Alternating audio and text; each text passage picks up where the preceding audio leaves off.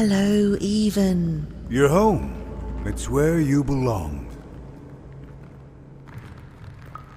What's in trouble? Trouble is odd. At least she'll be a sixer. A wanna is a wanna. Is a oner. Is a oner. When you're right, you're right. Even.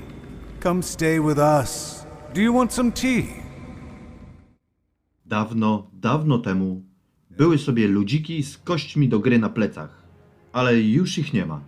Jest tylko zła królowa, losowy system kastowy i generalnie smutek. Witam wszystkich bardzo serdecznie na kanale Buzzgram i dzisiaj zagramy sobie w Lost in Random. Zapraszam.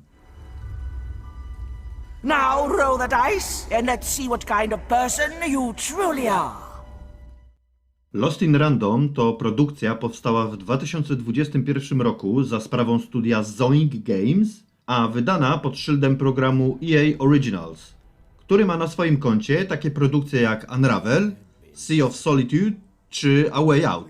Ciekawa menażeria, różnorodna, więc i po Lost in Random można spodziewać się ciekawych rzeczy.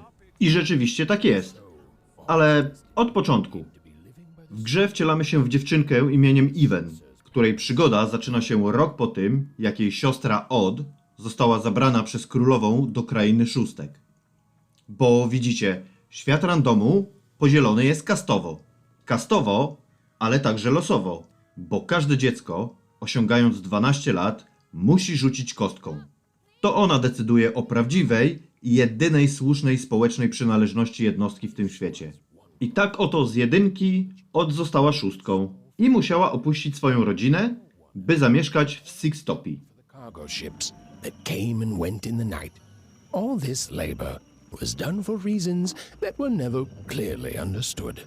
The Queen Od tych wydarzeń minęło już trochę czasu, jednak Even wciąż tęskni za swoją siostrą. Pewnej nocy ma jednak sen i podążając śladami dziwnego ducha, wyrusza, by ocalić Odd. By tego dokonać, musi przejść przez miasta każdego z numerów od 1 do 6. I już podczas próby dostania się do siedziby dwójek, Two Town, napotyka swojego nowego przyjaciela i pomagiera, żywą kostkę, której nadaje imię Dicey i który pomaga jej w walce. Ale nie przez to, że rzuca się na przeciwników. Dicey przechowuje w sobie różne rzeczy, m.in. karty. Karty, które zagrywamy w trakcie potyczek, by wyczarować np. miecz, łuk, bombę albo przedmioty pomocnicze w stylu mikstury leczącej czy wielkiej dłoni, która przesuwając się w linii prostej po polu bitwy zadaje obrażenia i przewraca przeciwników na swojej drodze. Bo Lost in Random w swojej mechanice jest głównie deckbuilderem, jak się okazuje. Chociaż zdarzają się też elementy gry planszowej.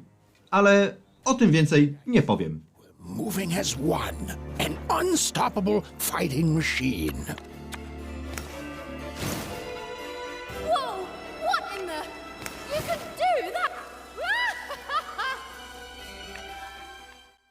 Czym jeszcze jest ta gra? Bywa też przygodówką RPG-iem ze względu na swoją strukturę i robienie zadań pobocznych, choć te w większości polegają na przynoszeniu różnych rzeczy napotkanym NPC-om. W głównej mierze jednak mam wrażenie, że jest to symulator chodzenia. I tak jak nie mam co do tego gatunku zarzutów, tak w przypadku Lost in Random nie jest to dobra rzecz. Przez pierwszą godzinę gry, a może nawet półtorej godziny, nie robiłem nic prócz szwendania się po planszy z okazjonalnym bieganiem, które nie robi zbyt dużej różnicy, i równie okazjonalnym strzelaniem do dzbanków, w których można znaleźć walutę. Dopiero po tym czasie trafiłem na jakąś walkę. I jak na losowy zamysł świata, to muszę powiedzieć, że walki są bardzo równomiernie rozłożone. W sensie, że wynikają ze scenariusza i nie ma tu losowości starć, jak w japońskich RPGach na przykład. A przyznam, że takie rozwiązanie byłoby bardzo dobre dla tej gry. Także sama walka, mimo bardzo fajnego systemu karcianego, bywa dość powolna. A moje starcie z pierwszym bossem trwało około 15, a może nawet 20 minut. Chociaż w potyczce dzieje się dużo, bo czasami przyjdzie nam się zmierzyć ze sporą ilością wrogów naraz, to jest wrażenie takiej ślamazarności ruchów. Jakbyśmy poruszali się pod wodą trochę. Ale dość już o negatywach.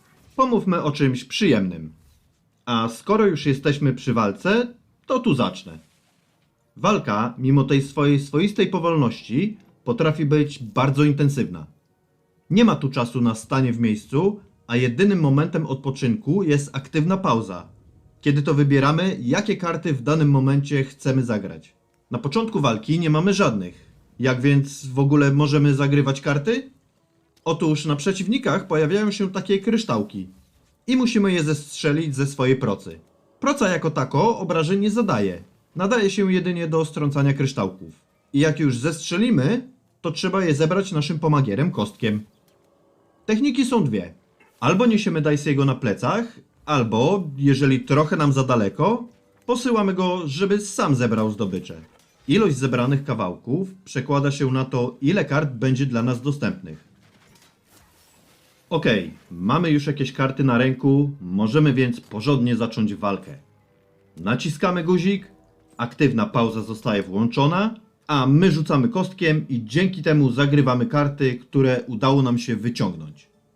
Każda karta ma także koszt zagrania i wydajemy na nią tokeny. Sporo czasu zajęło mi ogarnięcie, ile tokenów będę miał po otwarciu kostki, po prostu nie mogłem nigdzie znaleźć tej informacji na ekranie. Okazało się, że ich ilość zależy od tego, ile oczek wypadło na Dicey podczas rzucania. Na początku jest to tylko 1 lub 2, gdyż naszemu towarzyszowi brakuje kilku kropek, ale z biegiem gry będziecie mogli wyrzucić nawet 6. Problem z tym systemem jest jednak taki, że wiem, jakie karty będę miał dostępne, zanim otworzę kostkę. Niestety nie wiem, ile będę miał tokenów, w związku z czym nie za bardzo mogę zaplanować, co zagrać.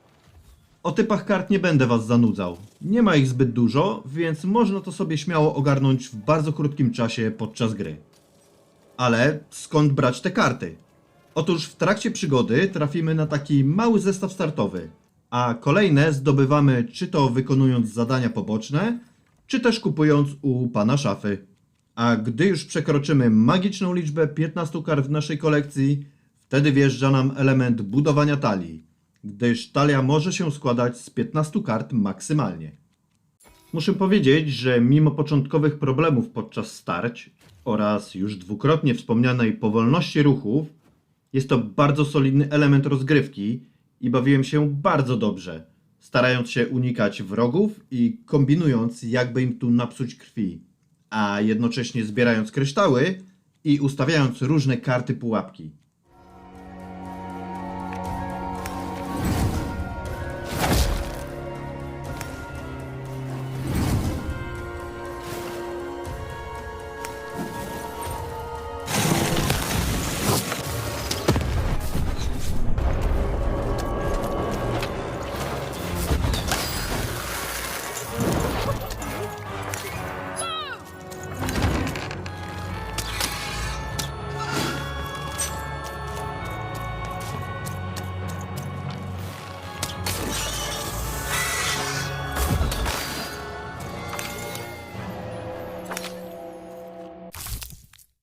Ale starczy już o mechanice.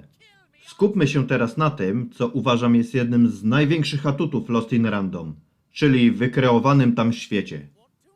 Bogate, różnorodne i ciekawe uniwersum randomu przyciąga swoją głębią, strukturą i postaciami. Na ulicach spotkacie stworzenia dziwne i intrygujące, a miasta są swoimi oddzielnymi ekosystemami, złączonymi pod rządami despotycznej królowej. Z każdego kąta i z każdej interakcji z NPC-ami wyziera kunsztownie stworzony świat. I czułem się, jakbym brał udział w czymś naprawdę magicznym i nie z tego świata. W takiej nowej, interaktywnej wersji Alicji w Krainie Czarów. Bo mimo, że główny motor napędowy fabuły nie jest odkrywczy i można go znaleźć bez żadnego trudu w każdym medium, także w innych grach, to oryginalność i możliwości świata przedstawionego w Lost in Random już zasługują na najwyższe wyróżnienie. I reckon you're a wanna, and you don't belong here.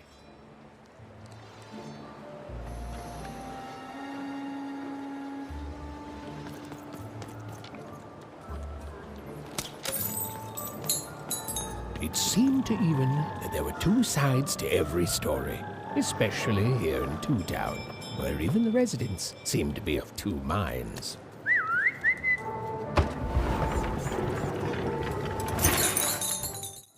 Baśniowość znajduje także swoje odzwierciedlenie w grafice.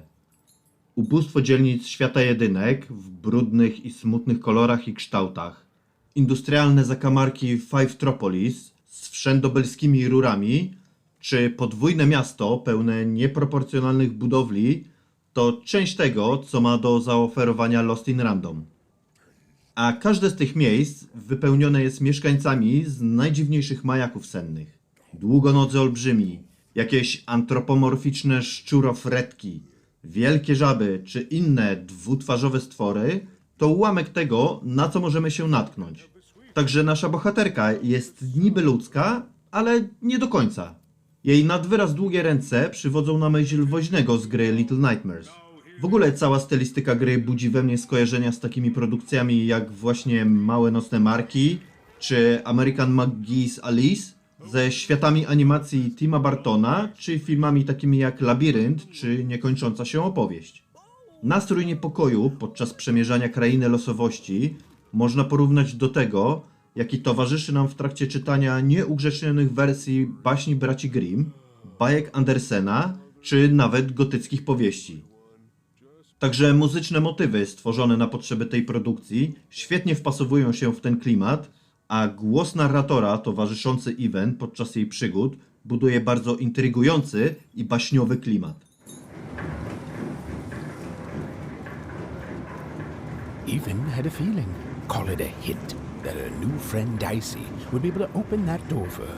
All it would take would be a roll, or two. Podsumowując, czy warto sięgnąć po Lost in Random? Zdecydowanie tak. Mimo swoich momentami dość płytkich rozwiązań mechanicznych, jest to świetna produkcja ociekająca magią i gęstym klimatem, w który zostaniecie wciągnięci bez reszty.